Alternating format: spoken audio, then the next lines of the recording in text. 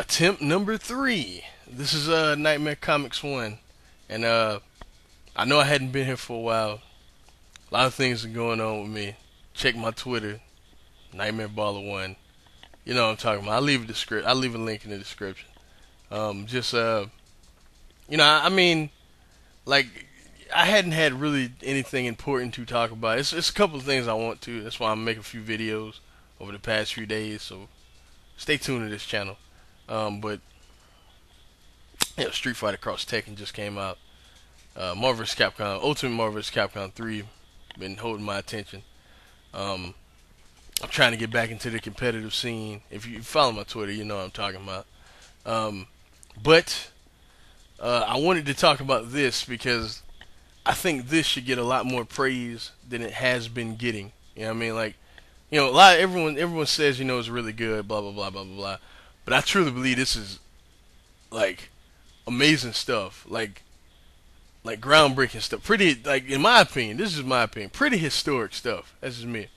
And what I'm talking about is PunisherMAX in general, since it's totally over. And my mic is a little uncomfortable. Y'all gotta bear with me. But it's totally over now, so I'm talking about it as a whole. Mainly Aaron's run, a little bit of Ennis's run, but mainly Aaron's run because I read both. I feel like one. I just go ahead and spoil this. I feel like one is not better than the other. Aaron's run is a lot shorter, but like for what it is on par with everything Ennis wrote. You know what I mean? I feel like Ennis took the Punisher when that character was not being treated well by writers at all, and he made the character likable again, and interesting stuff. You know what I mean? Interesting stories, interesting situations, all that good stuff. You know what I mean? During Max, you know what I mean, and during his other Punisher stuff, because he was writing other Punisher stuff in addition to Max. But I feel like Max is the definitive Punisher now because of the story that it told and how Frank was depicted in these stories. Ennis, I think it started 2003. Ennis's run, lasted for like, I don't think it was 5 years. I don't think it was it 5 years? I don't think it was that long. But he was absolute gold on it. Might have been. I can't remember. But yeah, it started with I think it started with In the Beginning, and it's also one of my favorite Punisher single stories ever, because it's pretty epic. The end is actually really epic. At the end of the story, he actually kills Micro, and I ain't gonna ruin why. You gotta read the story, but if you don't know, Micro is kind of like Punisher's Alfred slash Oracle in a way. You know what I mean? So it was actually it was a really big deal. And then after that, Ennis was just on this stellar run of just story after story. A lot of people criticize Garth Ennis for his over the top violence and some of his dialogue or whatever. But I feel like PunisherMAX is some of the most smart written stuff I ever read. You know what I mean? A lot of the stories, it made you empathize with them, things like that. But I thought that I thought it could get no better than Ennis. I thought no one could ever touch Punisher after Ennis. You know what I mean?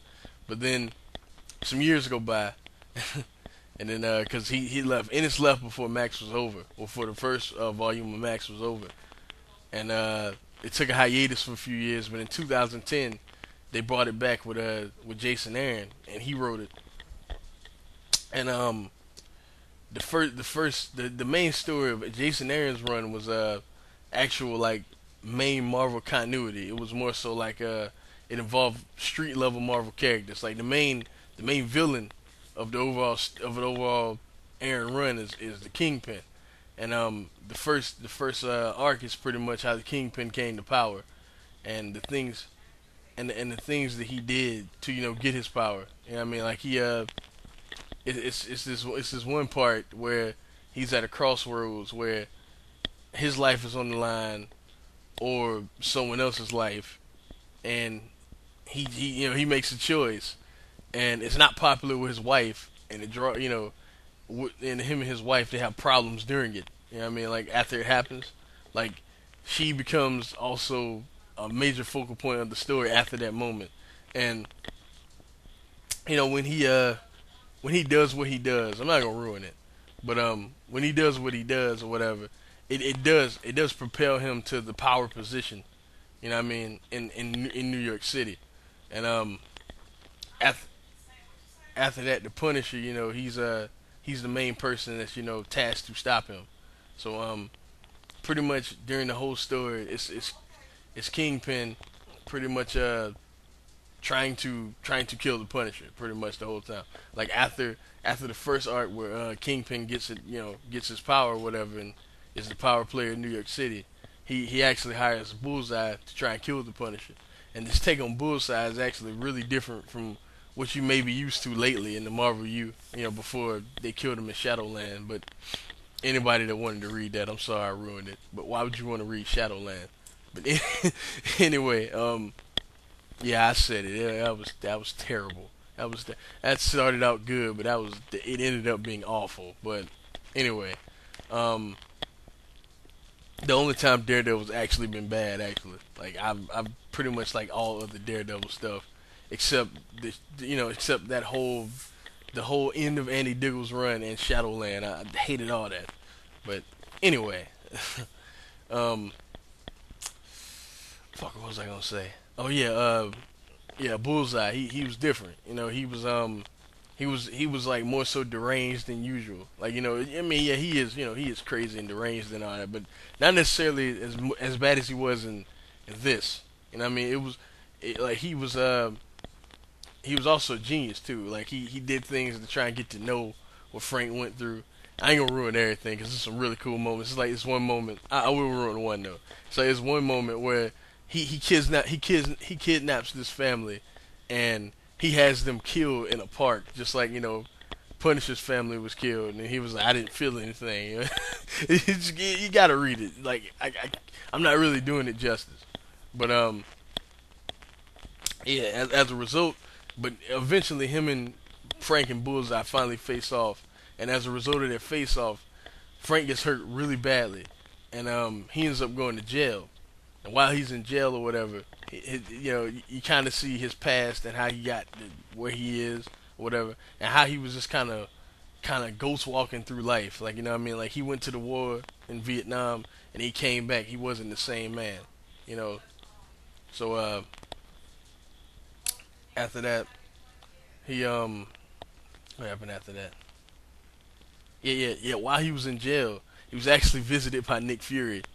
I don't want to ruin I don't want to ruin everything that happened, but if you know the history with those two characters, actually a really big deal. It was actually a really cool moment.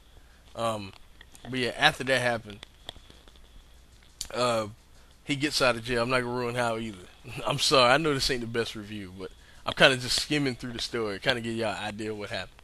But after he gets out of jail or whatever, um, Kingpin finds out he's back on the street. Because Kingpin, like, pretty much think about it. He's in jail.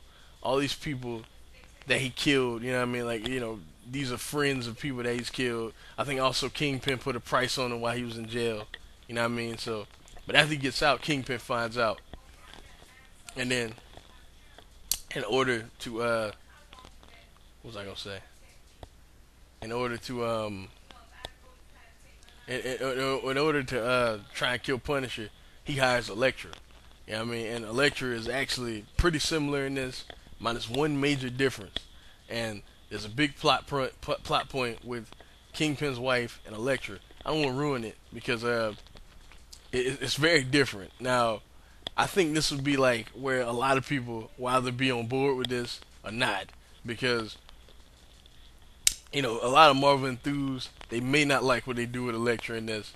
I, however, thought it was brilliant, and by the end of the series, it made everything brilliant. You know what I mean? And then, as a result of Kingpin hiring Elektra, her and Frank have a amazing, amazing face off, like one of the best in comics last year. And I thought it was phenomenal. And then the end of the series, I don't want to necessarily ruin, but I will say this: if you've been reading Max at all, like since it started all the way until like it ended, you know there was only one way to end, and it was this one. You know what I mean? But all in all, man, like Max is phenomenal. Max is what Punisher is. You know what I mean? I feel like there are other great Punisher stories. It ain't many, to be honest with you. This is a character that has not been treated right through the years. You know what I mean? But this is this here this depiction of Punisher is how everyone should use Punisher from here on out. Like his everything about like this depiction of Punisher is practically perfect, and I just feel like that if you had to like it's kind of like this is kind of like Max is kind of Punisher's Dark Knight Returns. You get what I'm saying? Like that's kind of the definitive Batman. You know, like Superman. Like there is no definitive Superman, but but I'd say like it's kind of like his Dark Knight Returns, or his Demon in a Bottle. A lot of people say it's definitive Iron Man. I don't agree with that.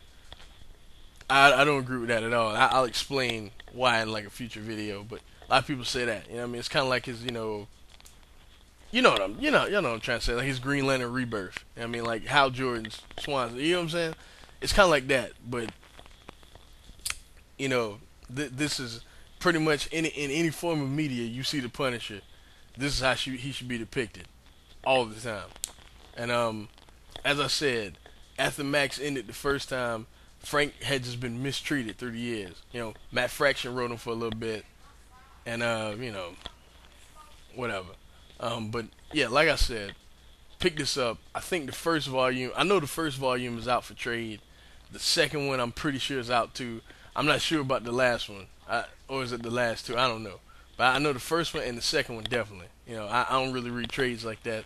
Only time I read trades like that is if I hear something's good and I go read trades. But yeah, definitely. At least check this out. If you've ever been interested in Frank Castle, check this out. Even if you haven't, check this out because I feel like this run, like Max, if you combine Aaron's and Ennis's, just my opinion, one of the greatest runs in the history of Marvel Comics. That's just me. Every issue is solid. You know what I mean? Like during Ennis's run and Aaron's run, I feel like every issue is solid. I'm probably alone on that, but oh well. Anyway, I don't know when my next video is coming. I got a couple ideas, but I'll holler at y'all in a little bit. Alright, peace.